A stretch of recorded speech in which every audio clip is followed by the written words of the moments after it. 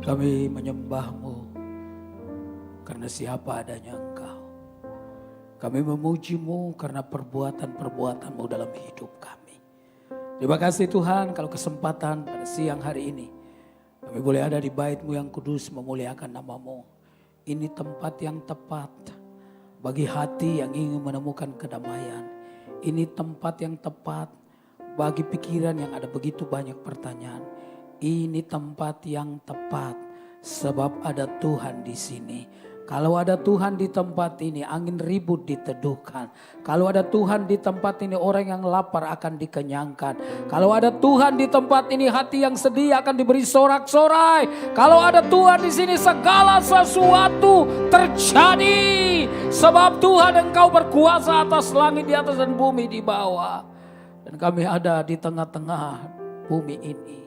Kami tahu mata Tuhan ada di negeri Indonesia tercinta. Karena ada begitu banyak orang yang memanggil Yesus Tuhan. Tak mungkin Engkau meninggalkan kami sendirian. Gereja-gereja-Mu Tuhan, rumah tangga Kristen ada dalam proteksi Sang Ilahi. Surga tidak pernah tinggal diam. Ketika melihat ada pergumulan, ada teriakan, ada air mata. Surga dengan segala kemampuan ilahinya menjamin, menolong, menyertai, menjawab kita semua. Terima kasih Tuhan karena itu kami sudah memuliakan nama-Mu. Dan tiba saatnya kami mau dengar firman-Mu. Firman-Mu yang menjadi pelita dalam hidup kami. Firman-Mu yang menerangi semua jalan hidup kami. Firman-Mu yang di dalamnya Tuhan Yesus kami teguh berdiri. Karena kami percaya janji firman-Mu selalu Tuhan tepati. Tolong kami semua, tolong hamba-Mu yang tidak ada apa-apanya. Segala kuasa kegelapan roh jahat dalam bentuk apapun juga yang coba mengintervensi kami. Ketika kami mau mendengarkan kebenaran firman-Mu, kami bersatu menolak melumpuhkan kuasanya dalam nama Tuhan Yesus. Dan di dalam nama Tuhan Yesus kami berdoa dan siap untuk dengar firman-Mu. Amin. Puji Tuhan. Silakan duduk kembali. Salam. Mari kita buka Alkitab kita dari Mazmur pasal 42. Mazmur 42 ayat yang pertama sampai ayat yang ke-6. Mazmur pasal 42 ayat yang pertama sampai ayat yang ke-6. Firman Tuhan berbunyi demikian. Kerinduan kepada Allah untuk pemimpin biduan, nyanyian pengajaran Bani Korah. Seperti rusa yang merindukan sungai yang berair, demikianlah jiwaku merindukan Engkau ya Allah. Jiwaku haus kepada Allah yang hidup. Bilakah jiwaku haus kepada Allah yang hidup, bilakah aku boleh datang melihat Allah. Air mataku menjadi makananku siang dan malam, karena sepanjang hari orang berkata kepadaku, di mana Allahmu?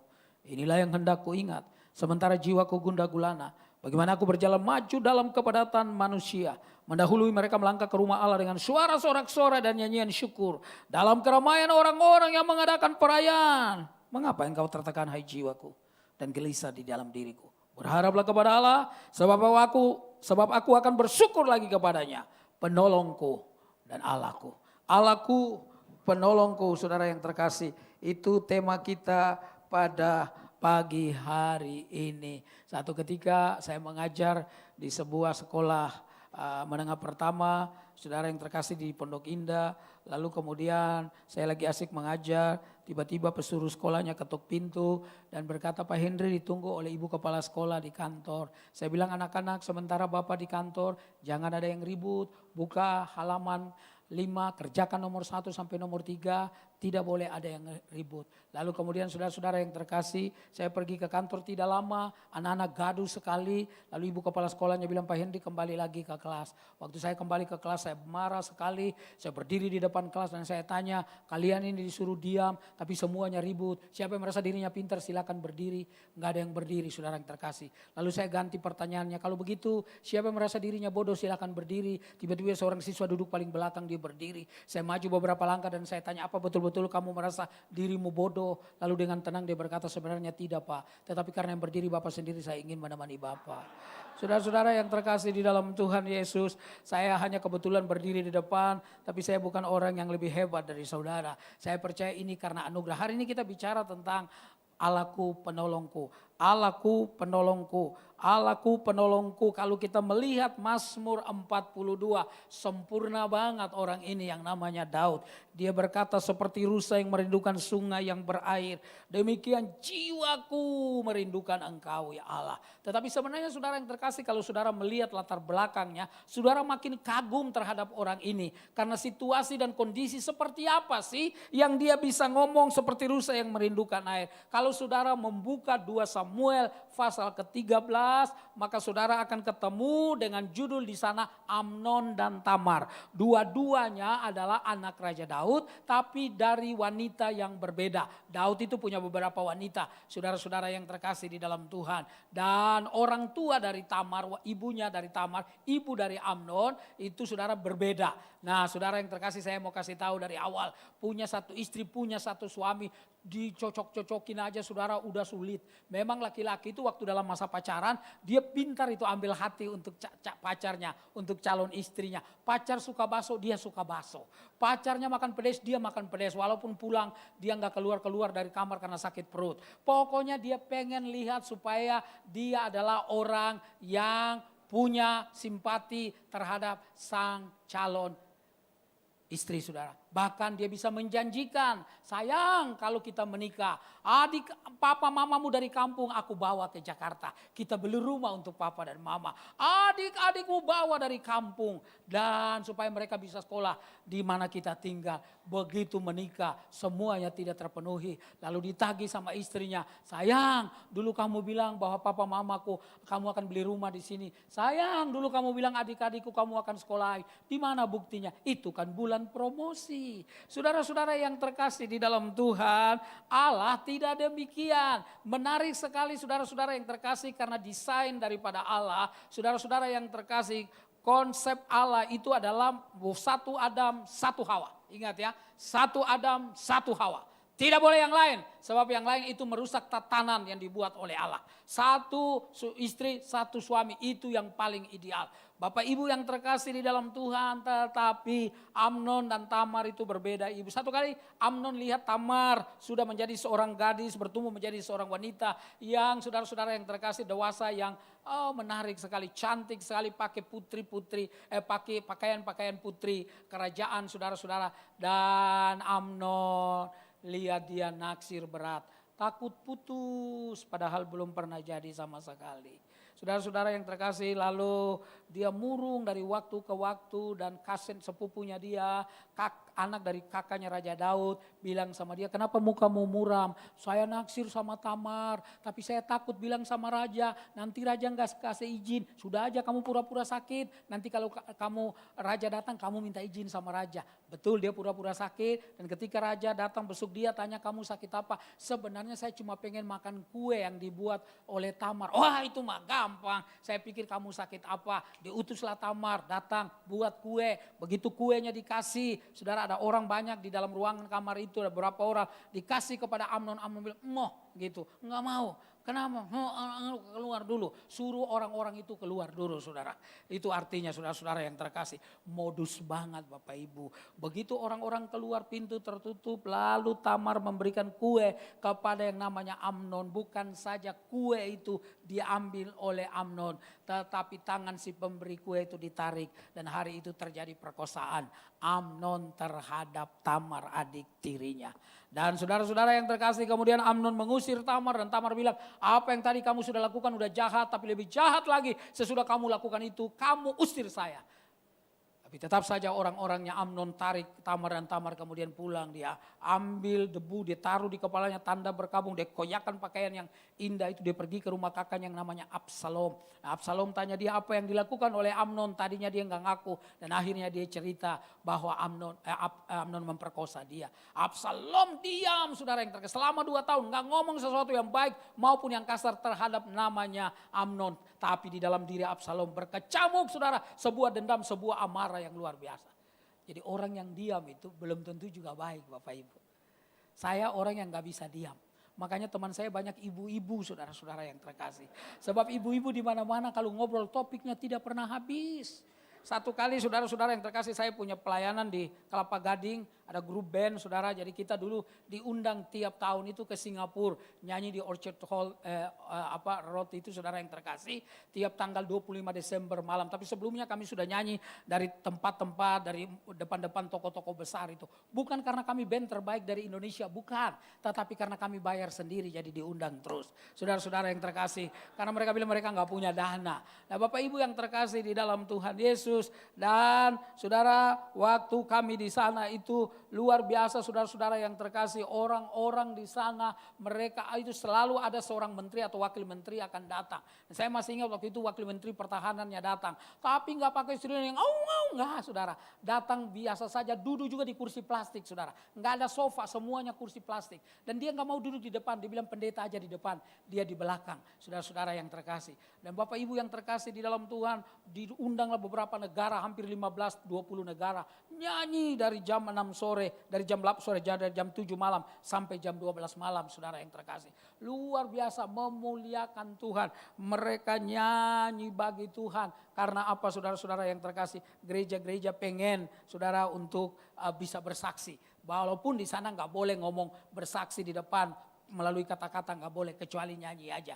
Bapak nggak boleh ngajak orang, saudara-saudara yang terkasih. Tetapi Bapak Ibu yang terkasih di dalam Tuhan Yesus, saya percaya semua apa yang kita buat untuk Tuhan, sekecil apapun saudara yang terkasih, pasti Tuhan catat. Jangan Anda pikir Anda penerima tamu biasa-biasa saja. Jangan Anda pikir sekarang kan kita udah taruh sendiri. Dulu barangkali masih kolektan, itu artinya koleknya masih dijalankan oleh orang. Jangan pikir itu sederhana. Jangan pikir bahwa guru sekolah minggu itu biasa saja. Jangan pikir bahwa pengkhotbah lebih hebat. Jangan pikir bahwa penyanyi lebih hebat. Semua Anda yang melayani Tuhan itu dicatat sama Tuhan. Dengar baik-baik statement saya ini. Apa saja Anda buat, sesederhana apapun, kalau di dalamnya memuliakan Tuhan, Tuhan catat itu.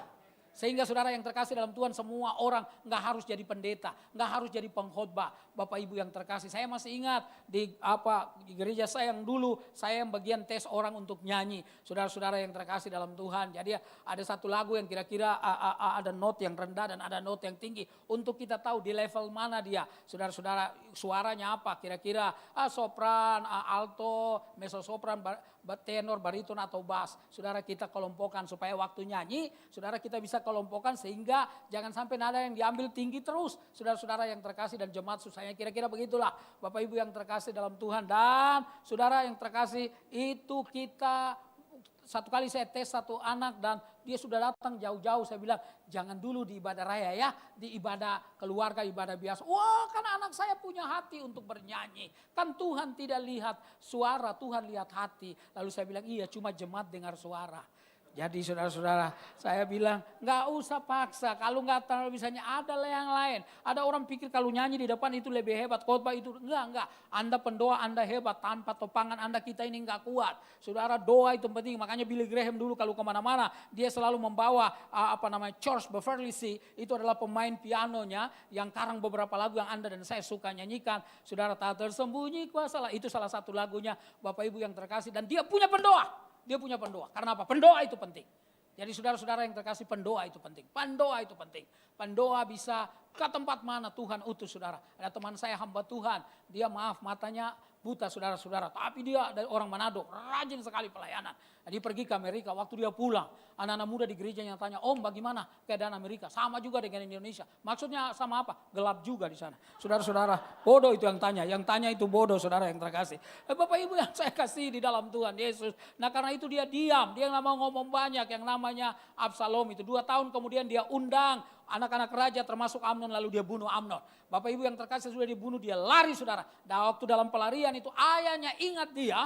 Karena katanya Absalom itu dari ujung kepala, dari ujung rambut sampai ujung kaki nggak ada cacatnya. Ganteng sekali. Kalau zaman sekarang dia YouTuber, kalau zaman sekarang dia foto model, kalau zaman sekarang dia public figure, kalau zaman sekarang dia bintang film, kalau zaman sekarang difoto, foto terus. Satu kali saya dengan Ansmiranda dengan suaminya yang namanya Jonas itu, Vano, saudara, Watimena, Ambon, Belanda, tinggi, badan bagus, di pesawat saja pramugari sudah perlakukan kami berbeda. Asmiranda saya ingat waktu itu dia puasa saudara yang terkasih. Jadi dia tidur. Si Vano itu ditawarkan minum ramah sekali. Yang nawar itu pramugari bilang, Mas mau minum apa mas? Sambil nunduk saudara. Oh saya minum ini dia sebutkan. Begitu dia ke saya, Mas Pak mau minum apa Pak? Waduh beda sekali saudara yang terkasih dalam Tuhan. Waduh waktu di Kupang saudara kita nyanyi saya khotbah, mereka kesaksian dan nyanyi beberapa lagu. Lalu kemudian kita diajak panitia untuk makan, kita lewat pintu belakang. Karena di depan ramai sekali. Begitu turun tangga kita mau jalan mereka bilang kak tunggu.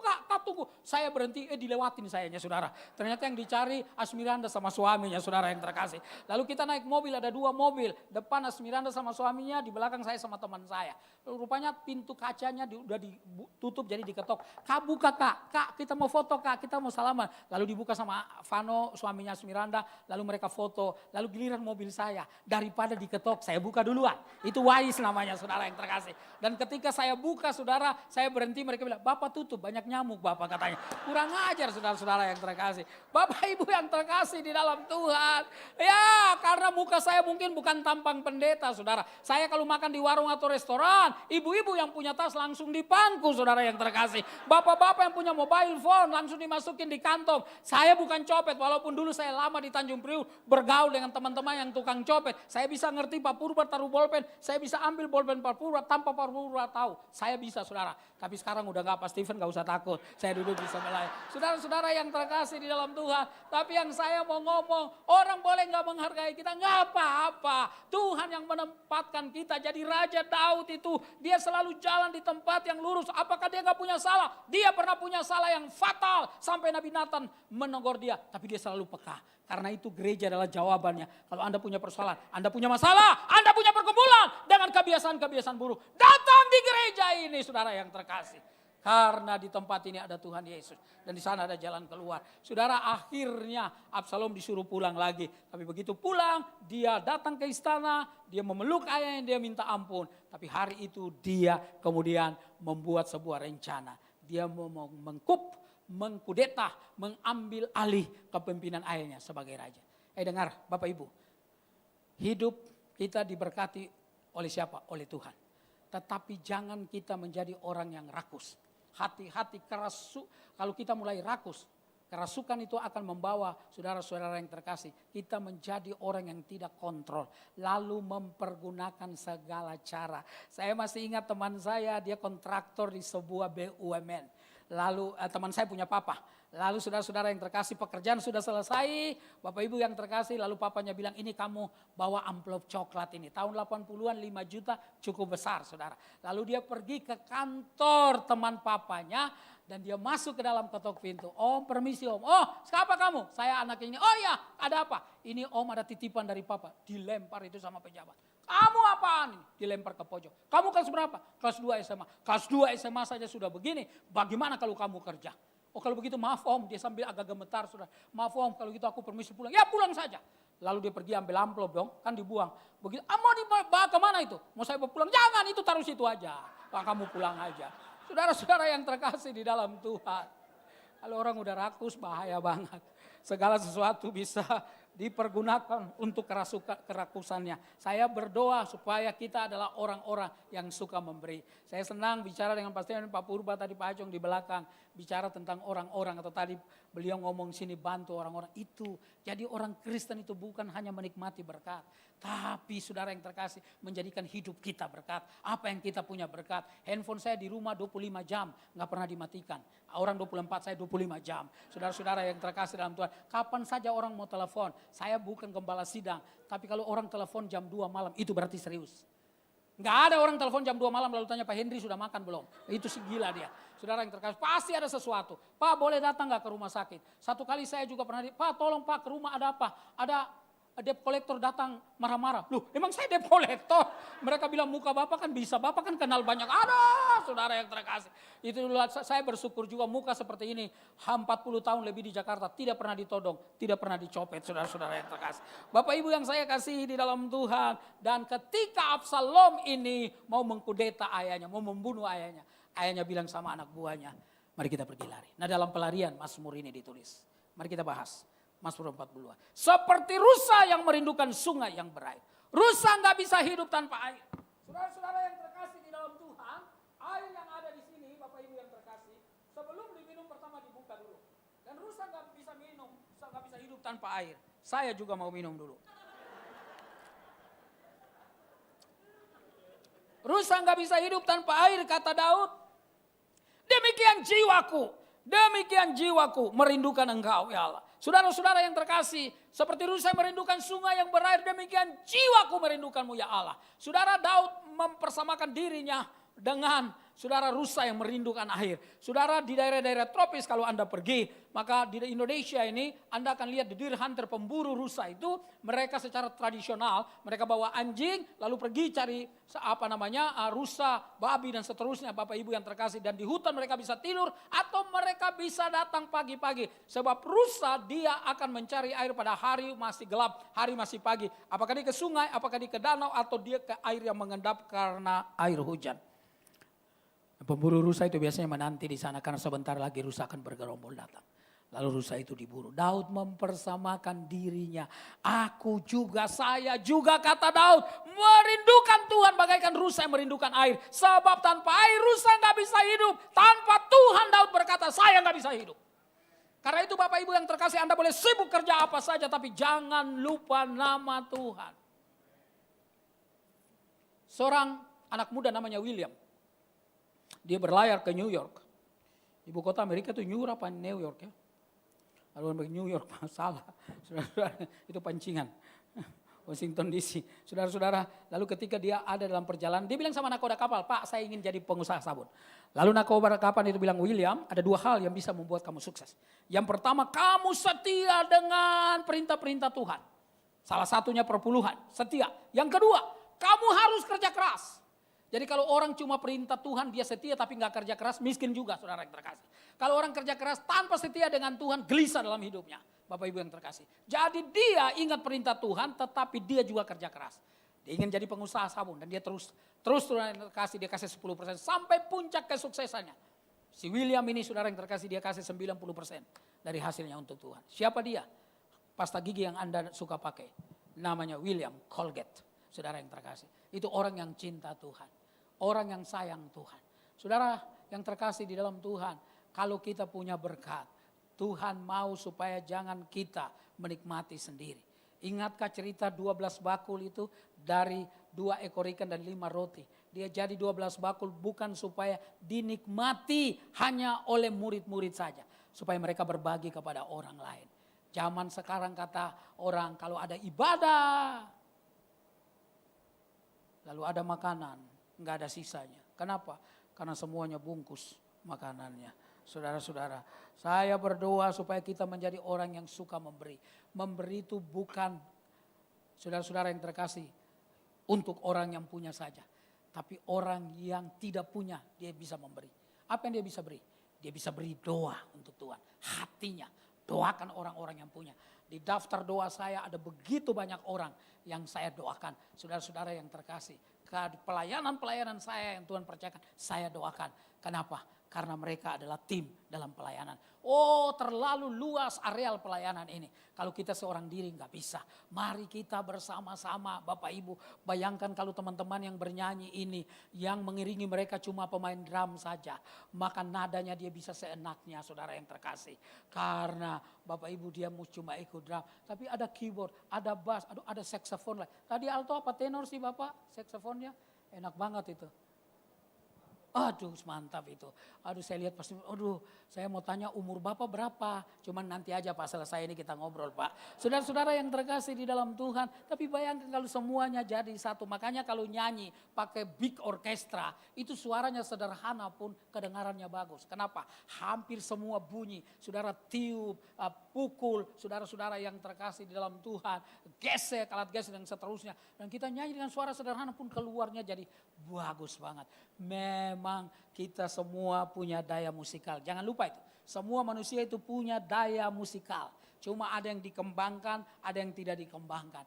Saya ingat itu saya ke GBI di Abepura, di Jayapura. Jam 10 khotbah, lalu kemudian selesai itu kita makan. Yang pimpin pujiannya ibu gembalanya.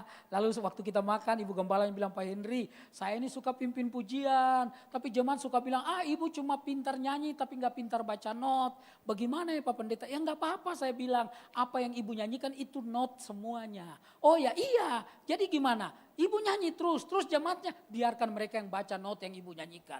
Wah saudara yang terkasih, gak perlu sempurna, gak perlu hebat dulu baru pelayanan saudara. Mulailah sesuatu yang sederhana, mulailah melangkah saudara. Dan kalau Anda setia dalam satu perkara, Tuhan akan kasih karunia-karunia rohani yang lain. Karena itu orang Kristen saya percaya tidak ada yang bodoh, harusnya saudara. Orang Kristen adalah pengubah sejarah, harusnya.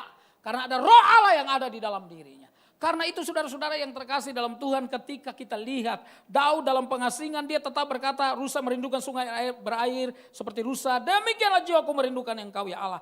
Jiwaku haus kepada Allah. Sekali lagi, kalau orang haus harus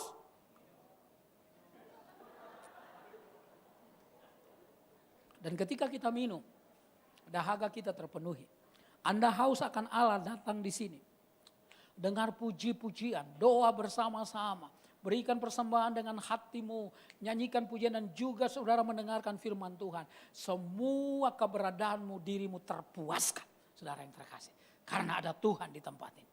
Ada Tuhan di tempat ini. Saudara, satu kali saya khotbah di Peti Kemas di Tanjung Priok. Saya duduk seperti tamu, kan duduk. Pemimpin pujiannya mimpin. Kok saya lihat kurang bersemangat. Begitu saya lihat memang cuma 3 orang jemaatnya. Rupanya ada kapal yang masuk apa jadi kerja tiba-tiba. Enggak, cuma 3 orang. Saya khotbah semangat tetap. Tetap semangat. Saya punya teman juara beatbox dulu mewakili Indonesia di Myanmar. Lalu kemudian setelah itu kita berdua makan. Dia bilang, Bapak ini orang Ambon. Bapak, beta lihat Bapak tetap semangat. Padahal cuma 3 orang. Oh iya, ini untuk Tuhan begitu. Bila perlu, saya bilang bila perlu Bapak turun goncang-goncang 3 orang itu. Saudara yang terkasih. Kenapa? Ini perkara ilahi, perkara kekal. Ini bukan pepesan kosong. Ini bicara tentang hidup yang dipakai oleh Tuhan. Karena itu saudara, kita diasah, kita diasuh, kita dijaga, kita diajar, kita dibentuk saudara yang terkasih. Nah, dalam persoalan-persoalan kita juga bisa dibentuk. Kalau Anda pernah punya persoalan, saudara, Anda bisa menyelesaikan. Anda menjadi konselor yang baik.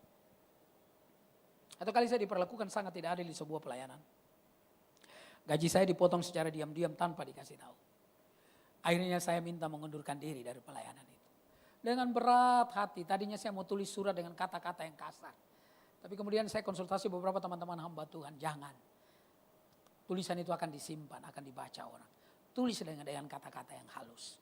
Saya tulis dengan kata-kata yang saya paksakan diri saya untuk menulis walaupun saya terus terang tidak sesuai dengan hati saya. Ketika saya tulis dan akhirnya saya keluar dari pelayanan itu. Bapak Ibu yang terkasih di dalam Tuhan, saya belum ada pelayanan seperti sekarang ini. Saudara-saudara yang terkasih dalam Tuhan, hanya 1 bulan paling 1 atau 2. Saya bisa terpaksa puasa karena gak ada makanan. Tapi anak saya yang umur 2 tahun lebih dan 1 tahun itu nggak bisa puasa Pak. Mereka butuh susu. Tiap malam saya nangis doa dengan istri saya. Kita bergandengan tangan sampai nggak selesai doa kita. Saya ingat lagi semua perbuatan dilakukan terhadap saya. Hampir 1 bulan saudara-saudara, lalu kemudian malam itu saya masih ingat. Tuhan seperti ngomong begini, kamu itu hamba Tuhan. Kamu ngajar tentang mengasihi, kamu ngajar tentang mengampuni. Mana buktinya? Hari itu saya seperti digampar. Kemudian saya bilang, Tuhan ampunilah saya. Berat sekali ketika saya mau ngomong dan ampunilah waktu saya mau sebutkan orang ini punya nama. Lidah saya seperti keluh. Tuhan tolong saya bilang. Air mata saya membasahi bantal spray yang ada di situ. Dan kemudian Tuhan kasih saya kekuatan saya sebutkan nama orang itu. Dan sejak saat itu Tuhan buka pelayanan saya secara ajaib. Tuhan buka pelayanan saya secara luar biasa. Tuhan mendatangkan banyak berkat dalam hidup saya. Makanya saya mau bilang dalam hati yang bersih. Itu terletak berkat Tuhan dalam hidup.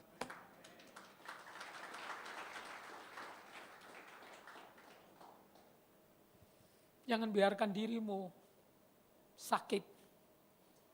Sembuhkanlah itu. Dengan pengampunan, dengan kasih. Saya selalu berkata kepada orang kalau saya ketemu, saya mengalami itu. Saya bisa keluar dari sana. Dan sekarang gereja itu bilang, Pak Henry balik lagi pelayanan sama kami. Oh enggak usah, saya berteman saja. Dan saya tetap berteman. Tapi persoalan hati saya sudah selesai. Sudah selesai. Karena saya tahu saya mampu karena Yesus yang memampukan. Mari kita berdiri dengan kepala tegak berjalan karena kita nggak punya musuh, saudara yang terkasih. Kita mau mengasihi siapa saja yang Tuhan ketemukan kita. Saudara yang terkasih, dia berkata, Daud berkata, jiwaku haus kepada Allah yang hidup, Allahmu tidak mati. Allah hidup, Allah bergerak, Allah bekerja, Allah melihat, Allah menyertai. Bilakah aku boleh datang melihat Allah? Saudara, ketika Anda lagi berdoa dengan saya, ketika Anda lagi ibadah, ketika kita lagi ibadah, ketika kita lagi bernyanyi, ketika kita, saudara yang terkasih, ada di dalam ruangan ini, Anda tahu yang menjadi audiensnya adalah Tuhan. Dan dia melihat kita apa betul-betul kita beribadah apa tidak. Beribadah dengan kesungguhan apa tidak. Atau kita hanya sekedar menghabiskan waktu.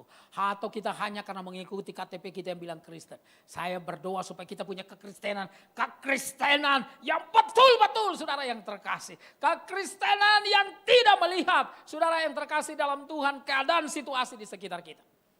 Saya baru pulang, pergi ke saya sudah di Australia 1 bulan dan pergi ke sana di desa karena teman saya minta KKR. Wah, kami pergi di sebuah gereja GBI Bapak Ibu yang terkasih dan teman-teman karena ada 1-2 pengusaha yang kami ajak. Dan ketika mereka lihat itu mereka bilang tanya sama gembalanya, tanya dan mereka kemudian menjadi seperti orang tua asuh menolong untuk gereja itu dibangun. Semangat loh, gerejanya jam 8 waktu itu. Jemput kami salah, dia datang dan kami datang jam 9. Saudara tahu gereja orang-orangnya udah pulang masih ada. Tetap ada di dalam ruangan itu. Seorang camat, saudara-saudara yang terkasih pensiunan. Dia kemudian bertekad.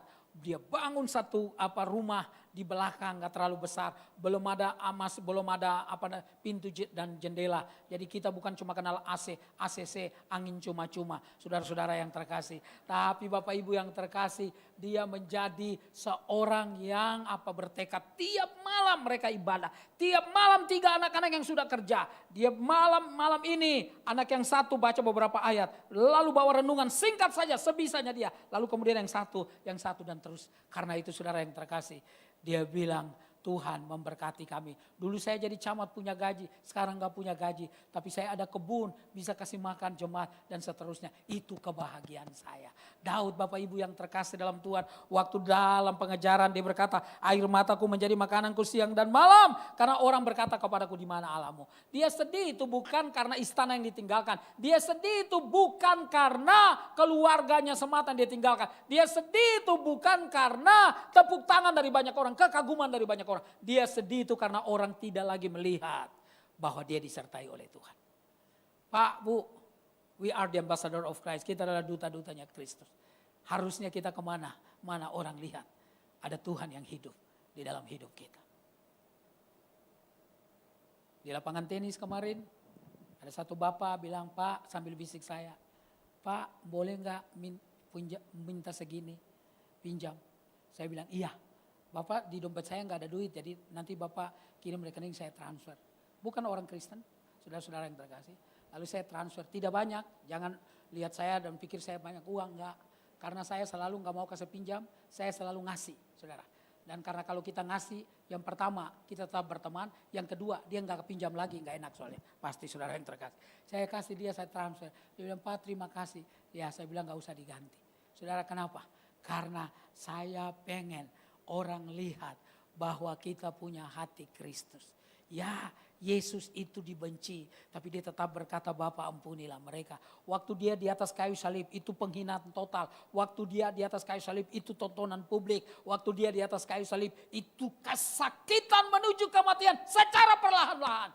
Tapi dia berkata, Bapa ampunilah mereka. Hebat sekali.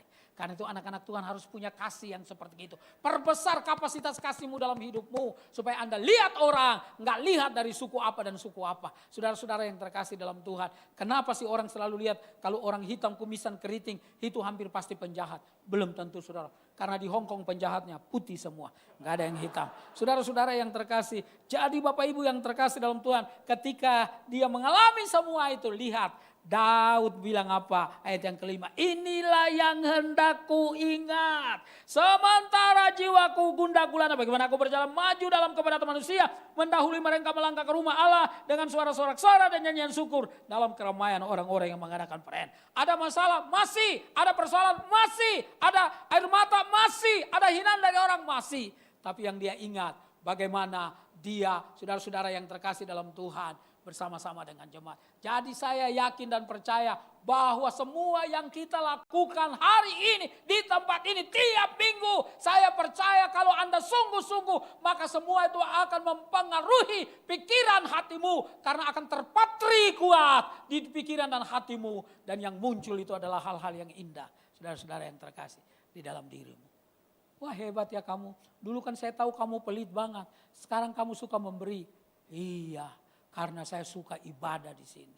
Bapak Ibu yang terkasih di dalam Tuhan. Dan ketika dia ingat semua itu, Daud berkata, mengapa engkau tertekan hai jiwaku, ayat yang ke-6. Dan gelisah di dalam diriku. Daud pernah tertekan? Ya. Daud pernah gelisah? Iya. Daud barangkali juga mungkin pernah marah? Iya. Daud pernah mengalami hal-hal manusiawi yang Anda dan saya alami. Tapi dia berkata, berharaplah kepada Allah. Sebab aku akan bersyukur lagi kepadanya, penolongku dan Allahku. Dulu saya gelisah, mungkin Daud berkata. Dulu saya kecewa, dulu saya marah, dulu saya tertekan. Tetapi sekarang gak boleh lagi. Saya harus berharap sungguh kepada dia. Karena dia adalah Raja Shalom. Dia pusat kedamaian dalam hidup saya. Dalam situasi yang sulit, saya tetap masih bersyukur. Bukankah masa-masa pandemi kita semua punya ibadah-ibadah keluarga? Sebab apa? Kita terancam, bukan? Tidak ada orang yang tahu, tiba-tiba dengar ada teman yang meninggal. Kakak kandung saya meninggal 2020. Kakak ipar saya meninggal 2021. Seperti hari-hari itu kita dihantui oleh ketakutan yang luar biasa. Tapi hari-hari itu juga ada banyak doa yang dinaikkan. Karena orang kemudian kembali menyadari bahwa berharap kepada Tuhan adalah hal yang paling indah. Mungkin ada keluarga kita yang diambil, tapi urusan mereka sudah selesai. Dan kita tahu mereka hanya melewati sebuah lorong kecil. Lalu di depannya ada terang yang luar biasa bersama dengan Tuhan. Dan kita yang masih hidup pun, Tuhan tetap akan jaga kita. Sampai Tuhan panggil kita. Kita nggak tahu kapan Tuhan panggil. Tetapi yang pasti cara mati tidak penting. Cara kita hidup jauh lebih penting. So, be faithful until death, kata firman Tuhan. And I will give you crown of life. Udah lama banget bahasa Inggris ini saya hafal, saudara. Masih salah barangkali ngomongnya. Cuek aja. Tapi kalau ngomong pakai bahasa Inggris ini kan orang pikir pintar banget Bapak itu. Saudara, saya masih ingat seorang opa itu, saudara yang terkasih, dia masuk, dia baru bisa bahasa Inggris, dia belajar. Dia masuk sebuah pertokoan, dia bersenggolan dengan orang barat. Lalu dia kaget, dia lihat ke belakang, lalu dia berkata kepada orang barat itu, I'm sorry sir. Lalu orang baratnya bilang, I'm sorry too. Lo kok minta maafnya 2 kali? Padahal saya cuma 1 kali. Lalu dia berbalik, I'm sorry 3. Lalu orang baratnya bilang, what are you sorry for? Katanya. Lalu dia berkata, I'm sorry 5 katanya. Are you sick? 7 sir. Saudara, Anda gak perlu sempurna. Anda bisa salah, bisa keliru. Tapi mari terus berharap sama Tuhan. Karena Tuhan dalam hidupmu, dia tetap merendah hidupmu. Menyempurnakan sampai satu ketika kita pergi untuk selama-lamanya. Tunduk kepala dan kita berdoa. Musik bisa maju ke depan. Haleluya, haleluya, haleluya. Terima kasih Tuhan yang baik, Tuhan yang sangat baik, amat baik. Terima kasih, minta kunci E. Terima kasih Tuhan Yesus. Terima kasih. Ku pandang wajah-Mu dan berseru, pertolonganku datang dari-Mu. Amin. Peganglah tanganku, jangan lepaskan. Kaulah harapan. Mari berdiri bersama-sama. Katakan lagi, ku pandang wajah-Mu, pandang wajah-Mu dan berseru, pertolonganku datang dari-Mu. Amin.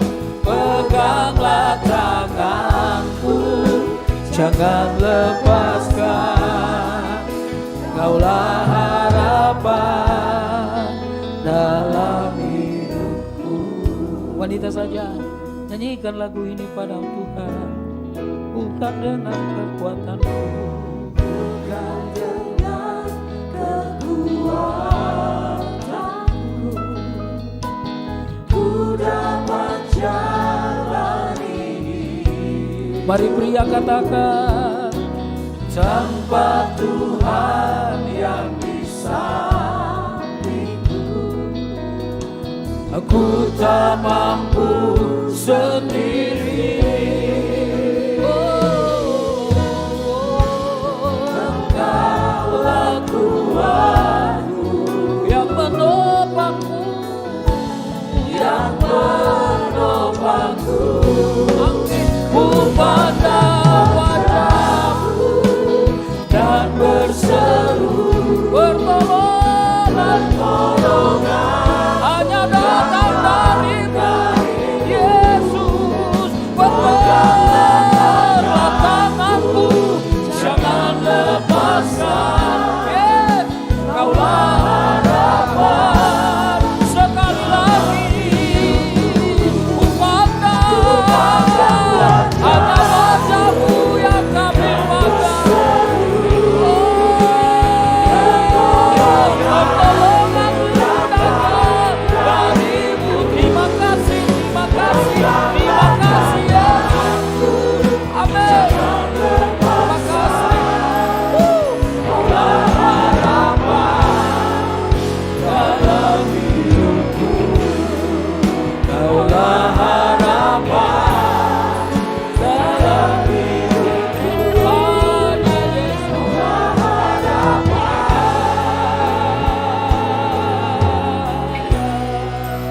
dalam hidupku. Oh, we love you, Lord. Terima kasih Tuhan Yesus yang baik. Engkau harapan dalam hidup kami. Tak pernah Tuhan kecewakan hidup kami. Hati kami bersyukur, bersyukur, bersyukur padamu. Sebab Tuhan baik. Haleluya. Oh, kami rindu Engkau. Kami haus akan Engkau. Puaskan kami Tuhan Yesus. Haleluya. Dengan firman-Mu. Oh, Bapa.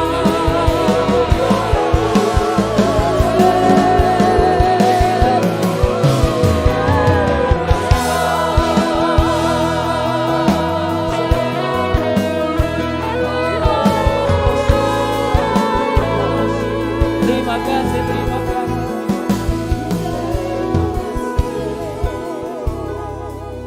Terima kasih Bapa. Syukur, syukur. Betapa Tuhan Engkau nyata dalam hidup kami. Betapa Tuhan pemeliharaan-Mu ajaib dalam hidup kami. Kadang-kadang Tuhan mengizinkan persoalan datang supaya kami makin melihat kebesaran dan kedahsyatan Tuhan. Supaya kami makin Tuhan di dalam hidup terus berserah. Dalam situasi yang seperti apapun. Dalam keadaan duka, keadaan suka. Kami jadikan Yesus pusat penyembahan kami. Kami jadikan dia nakoda dalam keluarga kami. Kami jadikan dia Tuhan dan Tuhan dalam hidup kami. Supaya apapun terjadi, kami gak pernah lari daripada Tuhan. Ya Bapak, terima kasih. Bapak berdoa untuk semua jemaat Tuhan. Kalau hari ini mereka ada pergumulan apa saja. Ekonomi kah itu, sakit, penyakit kah itu. Hamba berdoa supaya mereka berkata, aku gak lagi gelisah, aku gak lagi tertekan. Aku akan berharap kepada Tuhan. Karena Tuhan yang Daud sembah sama dengan Tuhan yang saya sembah. Di dalam Yesus Tuhan. Tuhan memberi jawaban untuk anak-anakku. Supaya kami pulang dengan kepala yang terangkat. Anak-anak, masa depan mereka, anak-anak kami ada dalam tangan Tuhan. Kami bisa ada hari ini dan kami bisa gak ada hari-hari esok. Tapi Yesus Tuhan kami, dia pelihara keluarga kami. Karena dia yang bentuk, dia pelihara jemaat ini. Karena dia menjadi kepala gereja di jemaat ini. Terima kasih Bapa. Kami persembahkan semua hidup kami. Kepadamu pakai kami. Dalam nama Tuhan Yesus. Kami berdoa, bersyukur dan bangga kepadamu. Haleluya. Katakan sama-sama. Amin.